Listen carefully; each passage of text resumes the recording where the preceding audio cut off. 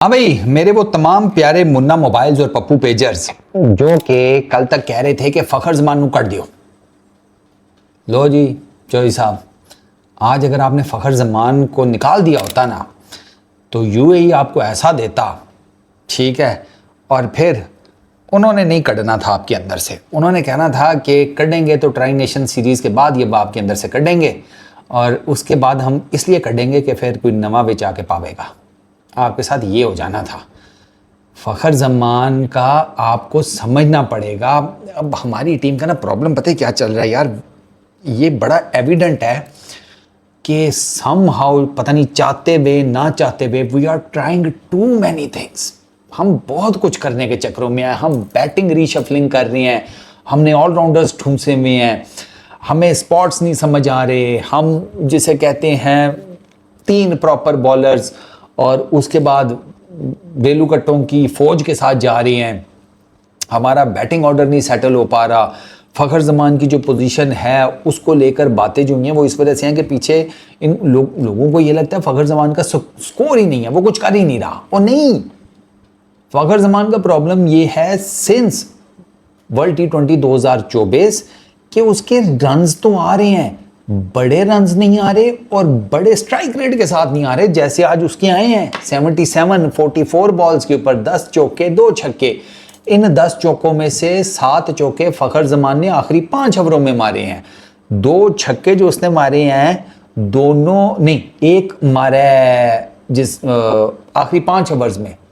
आखिरी 5 ओवरों में फ़खर जमान ने आपके 7 बॉलों पर ना 34 रन बनाए हैं। 7 या 8 बॉलों के ऊपर 5 चौके, 5 2 7 1 8, 8 गेंदों के ऊपर 8 गेंदों के ऊपर 34 रन। ये 400 के करीब का स्ट्राइक रेट बनता है, बल्कि 400 प्लस का बनता है।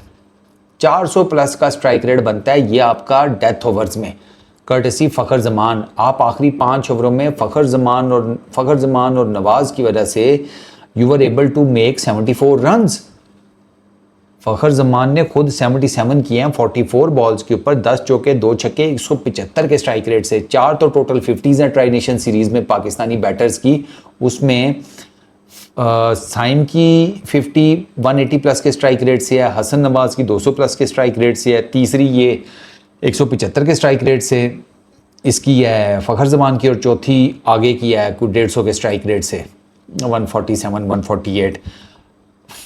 साइम और इसको ये क्या नाम है इसका यार, हसन नवाज को तो बैटिंग बहुत फटा विकेट मिली थी। वो अच्छी विकेट थी, वो पता नहीं कैसे वो गलती से बन गई थी, इनसे हाथ लग गया सी। इन्ना था पंजाबी से हम कहते हैं ना, वो हाथ लग गया सी इनका, वो ऐसे ही बन गई। ये जो आज की विकेट थी ये भी कोई इतनी आसान नहीं थी, और वो आपने देख लिया है जो अबरार ने किया, मैन ऑफ द मैच था उसने जो किया है। उसके बाद आपको पता चल गया होगा कि आज की भी विकेट इतनी आसान नहीं थी, बट स्टिल विकेट आसान या मुश्किल कितनी थी, हमारे बैटर्स खुद आउट हुए हैं और हम वो रीशफलिंग के चक्कर में आउट हुए हैं। अब फ़खर जमान को हमें नंबर 3 पर खिलाना है।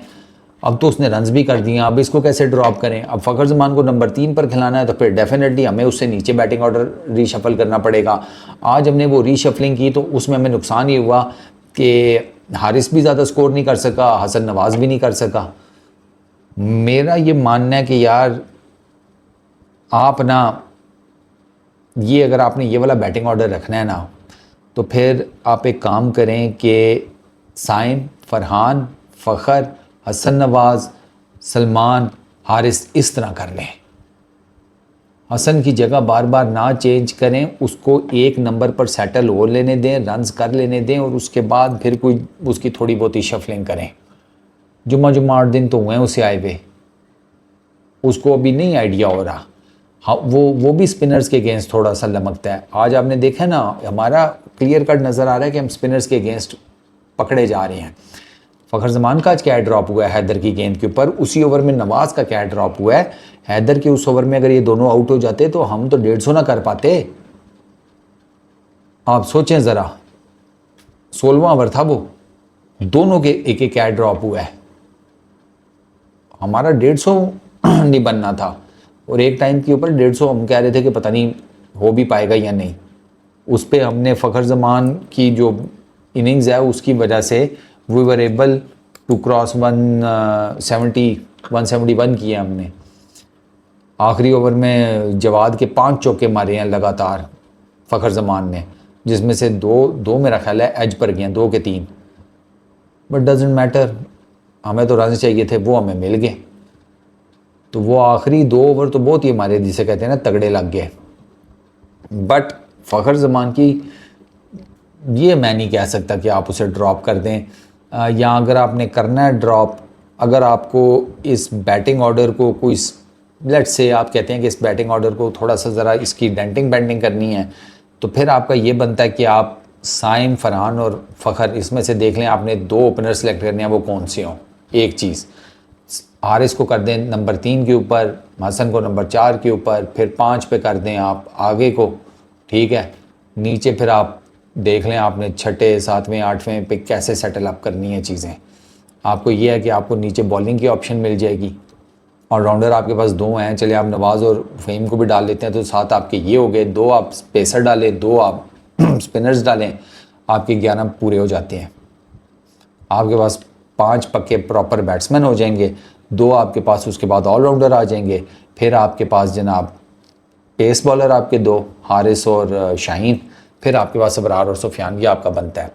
फ़खर जमान की इनिंग्स इस वजह से क्रूशल है, और अच्छी बात है कि चलो फ़खर जमान के रन्स आए हैं, एक अच्छे स्ट्राइक रेट के साथ आए हैं। पिछले मैच में भी फ़खर जमान ने हिटिंग अच्छी की थी, वो लग रहा था कि वो जिसे कहते हैं कुछ बड़ा करेगा। वो तो अनफॉर्चुनेट है कि भाई उसके अगेंस्ट जो स्पिनर लगा हुआ था वो बहुत क्वालिटी का था, मोहम्मद नबी, जिसने फ़खर जमान के अगेंस्ट खेला हुआ है, जिसको पता है फ़खर जमान को कैसे पकड़ना है। लाहौर कलंदर जिंदाबाद, तो ही नोज़ कि मैंने फ़खर जमान को कैसे पकड़ना है। पहले हल्का सा ढीला फ्लैटेड गेंद किया, फ़खर ने सीधा छक्का मारा, अगला थोड़ा खींच के किया, जो स्पिन भी हुआ, जो बाउंस भी हुआ एक्स्ट्रा।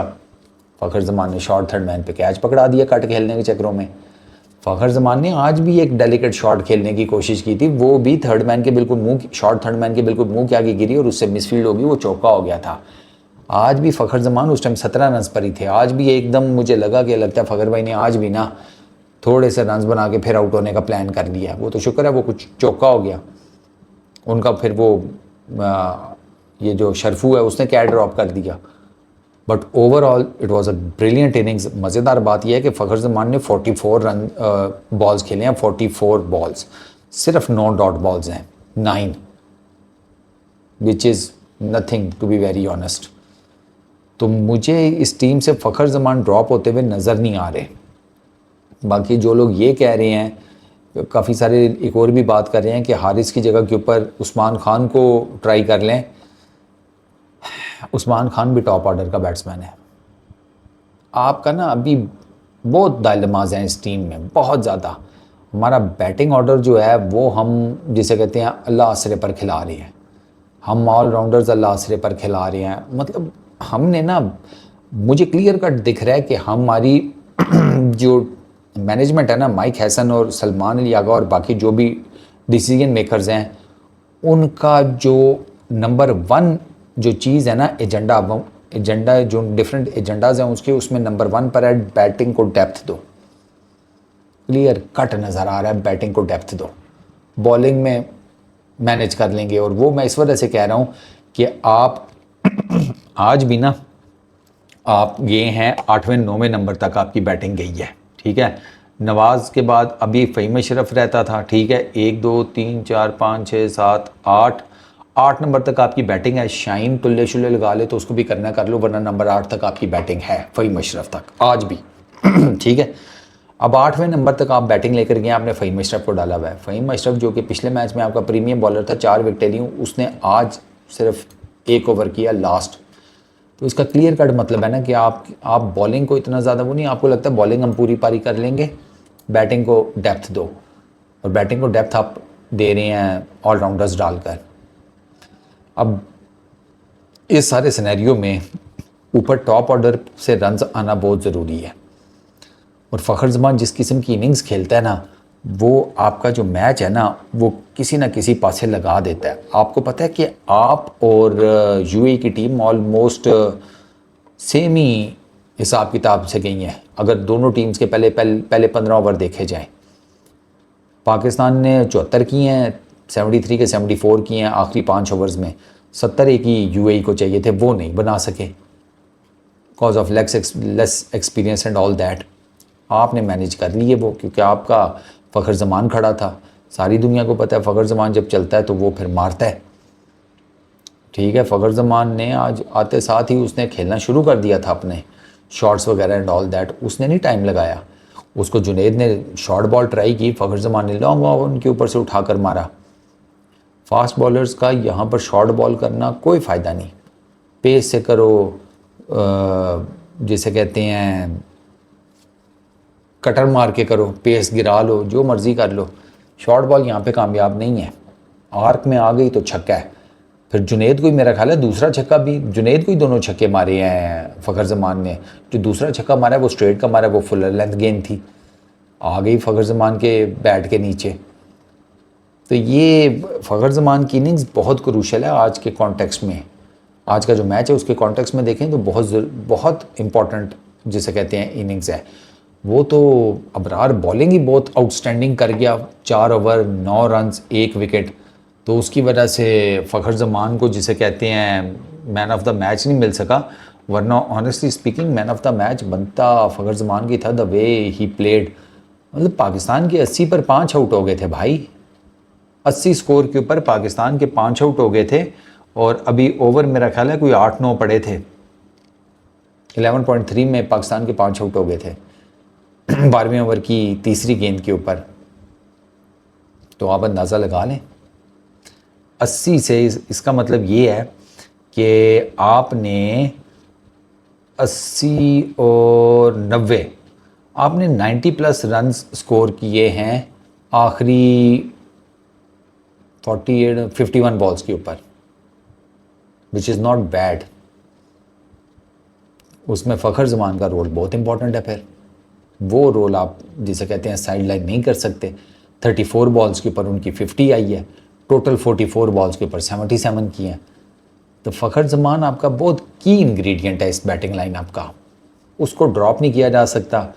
और अगर आपने बॉलिंग पूरी करनी है तो फिर आपको फ़खर को ओपनर करना पड़ेगा, हारिस को नंबर 3 पर लाना पड़ेगा, और नीचे एक बॉलर एडजस्ट करना पड़ेगा। या फिर एक और ऑप्शन है राना साहब को बिठा दें, बैटिंग लाइनअप यही रखें, राना साहब को बिठा दें, राना साहब की जगह के ऊपर स्पिनर डाल दें। फिर आपके पास 2 pacers genuine, 2 genuine off spinners, या स्पिनर्स कर लो, 4 पक्के बॉलर हो गए। अब आपको 5वें बॉलर का इशू है, तो 5वें बॉलर के लिए आपके पास ऑप्शन होंगी नवाज़ की, आपके पास साइम की, और आपके पास सलमान अली आगा की। आपको इन तीनों के साथ फिर 4 ओवर पूरे करने हैं।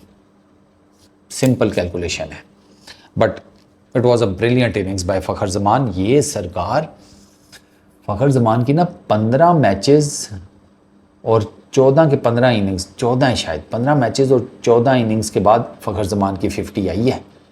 लास्ट 50 फ़खर ज़मान की इंग्लैंड से भी पहले कहीं है, इंग्लैंड के टूर से भी पहले, if I am not wrong. तो इट्स अ गुड थिंग कि फ़खर ज़मान फॉर्म में आ रहा है, क्योंकि ट्राई नेशन सीरीज़ के इमीडिएट बाद शुरू हो जाना है एशिया कप, और वो ज़्यादा तगड़ा टूर्नामेंट है। बस देखते हैं क्या करते हैं। Best of luck to Fakhar Zaman. I really hope कि he continues playing this way. इस वीडियो में इतने ही, अपना बहुत ख्याल रखना। नेक्स्ट वीडियो में मुलाकात होगी।